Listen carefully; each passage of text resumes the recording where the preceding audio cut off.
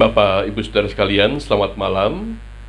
Baiklah, kita bersama-sama pada malam hari ini dalam kebaktian rumah tangga pada hari Rabu tanggal 13 Mei 2020.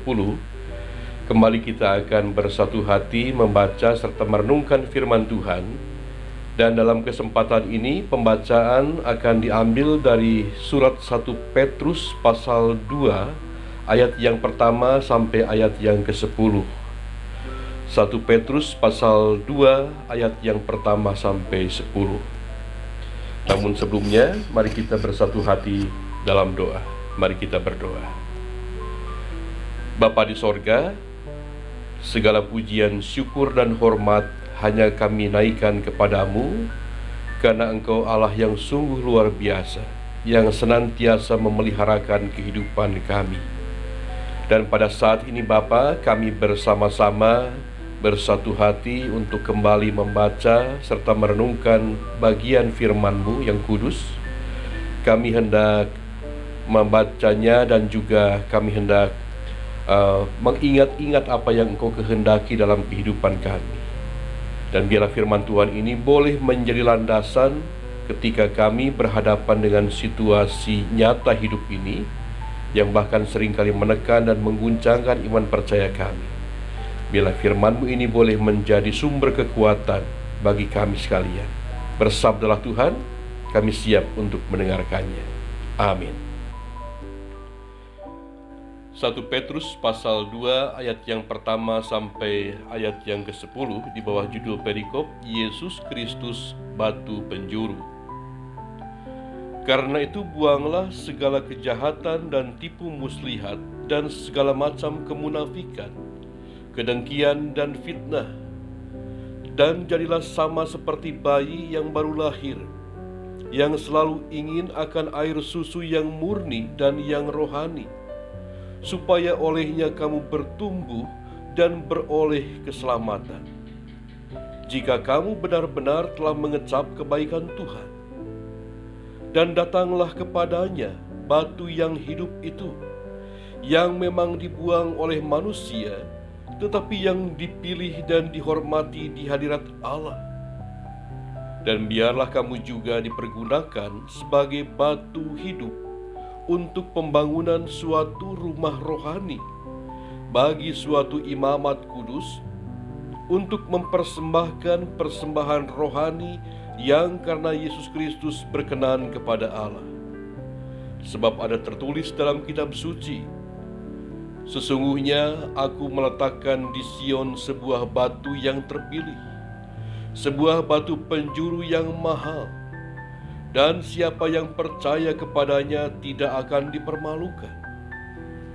Karena itu, bagi kamu yang percaya ia mahal, tetapi bagi mereka yang tidak percaya, batu yang telah dibuang oleh tukang-tukang bangunan telah menjadi batu penjuru, juga telah menjadi batu sentuhan dan suatu batu sandungan. Mereka tersandung padanya karena mereka tidak taat kepada firman Allah, dan untuk itu mereka juga telah disediakan. Tetapi kamulah bangsa yang terpilih, imamat yang rajani, bangsa yang kudus, umat kepunyaan Allah sendiri, supaya kamu memberitakan perbuatan-perbuatan yang besar dari Dia, yang telah memanggil kamu keluar dari kegelapan kepada terang-Nya yang ajaib. Kamu yang dahulu bukan umat Allah, tetapi yang sekarang telah menjadi umat-Nya, yang dahulu tidak dikasihani, tetapi yang sekarang telah beroleh belas kasihan. Demikianlah sabda Tuhan yang kita baca pada saat ini. Yang berbahagia adalah kita yang mendengarkan firman Tuhan, memelihara dan melakukan dalam hidup kita hari lepas hari. Bapak, Ibu, Saudara sekalian yang Tuhan Allah kasihi, renungan kita pada saat ini bertemakan menjadi batu hidup untuk pembangunan rumah rohani. Ya, kita bersama-sama mengetahui bahwa dalam situasi yang masih kita alami saat ini, dalam menghadapi pandemi virus corona atau COVID-19, masih banyak orang diliputi kekhawatiran, ketakutan, kecemasan. Dan bahkan dalam situasi yang sulit, ya, banyak orang yang kemudian tidak sedikit yang menjadi frustasi, yang menjadi kecewa, menjadi marah. Bahkan tidak jarang ada juga orang yang karena situasi sulit ini lalu nekat berbuat jahat. Ya, kemarin dikatakan bahwa karena masalah perut orang bisa menodong, orang bisa membunuh. Ada sebuah cuplikan puisi yang mengatakan bahwa dalam masa-masa sulit jangan menjadi jahat, dari seorang penyair yang bernama Wesley Jones. Nah, dalam situasi yang seperti ini tidak menutup kemungkinan seseorang bisa bertindak jahat karena memang demi mempertahankan kehidupannya atau kecewa terhadap situasi yang terjadi. Nah, bahkan dalam kehidupan kita sebagai manusia, banyak orang yang saat ini telah sedang mengalami pergumulan yang berat, tekanan yang berat, masa-masa yang sulit. Banyak orang karena katakanlah ditolak di suatu tempat, dan juga banyak ketika pekerjaan dan karya-karya kita tidak dihargai dan diabaikan oleh orang lain. Bagaimana kemudian ketika pelayanan kita pun tidak disambut dengan baik atau kemudian tidak dihargai dengan baik. Ketika kita difitnah, ketika kita kemudian dijahati, dibuli, disakiti oleh orang lain. Bukankah kemudian ada peribahasa mengatakan, waduh Pak, ya setahan-tahannya kita manusia, semut juga diinjak-injak, ya gigitlah. Ada batas kesabaran. Sehingga tidak jarang kemudian ada yang mengunggah status bahkan di media sosial yang mengatakan bahwa pokoknya mulai hari ini aku berhenti jadi orang baik. Ya, sebuah ungkapan yang mencerminkan tentang rasa frustasi. Ngapain aku berbuat kebaikan kalau toh aku dijahati, aku dikhianati, aku disakiti. Orang-orang yang berbuat jahat malah hidup enak.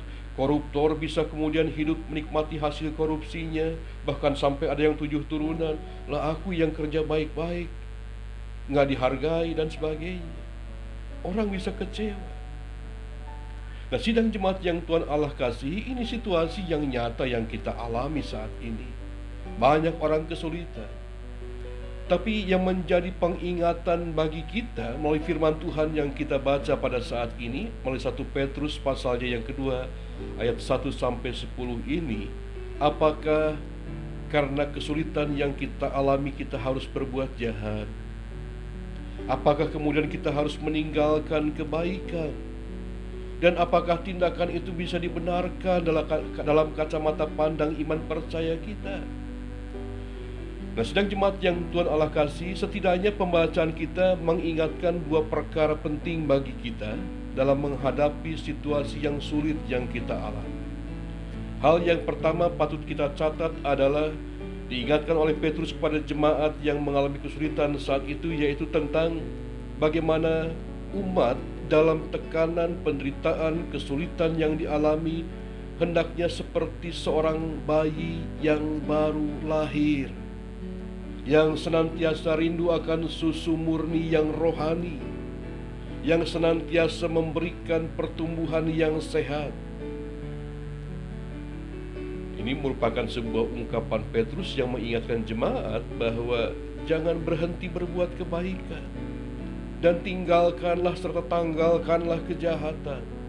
Bahkan diingatkan jangan berpura-pura, jangan iri hati, jangan menghina orang lain. Ya, Petrus mengingatkan yang pertama, hendaklah kita senantiasa rindu dan selalu haus seperti bayi yang baru lahir akan susu rohani yang murni.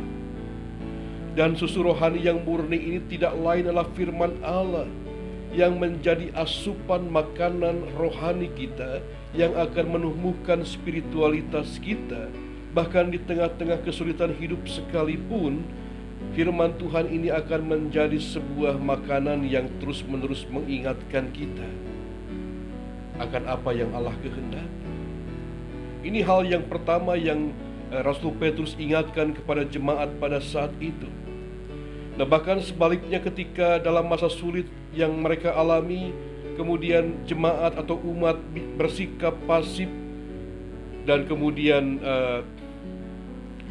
katakanlah melakukan hal-hal yang tidak baik, maka tidak menutup kemungkinan akan menjadi semacam katakanlah kehilangan arah dalam kehidupan, bahkan bisa terjatuh dalam kefrustasian.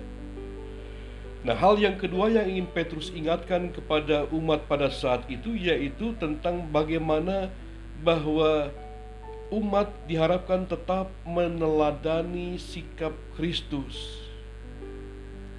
Bahkan dalam penderitaan sekalipun yang harus ia alami, bahkan sampai mati di kayu salib, kesetiaan, ketaatan tetap ia jalani sebagai kepatuhannya kepada kehendak Bapa. Bahkan ia rela menjadi batu penjuru, batu yang telah dibuang oleh tukang-tukang bangunan. Tetapi batu penjuru ini kemudian dikatakan merupakan batu pilihan yang mahal yang telah disediakan oleh Allah di Sion.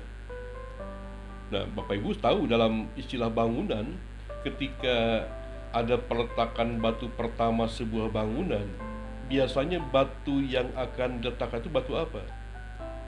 Batu yang telah dipilih, batu yang memang berkualitas, yang akan ditaruh di bagian pojok bawah bangunan, yang diharapkan bisa menjadi semacam pondasi di mana batu-batu lainnya akan diletakkan di atasnya, tidak mudah goyah.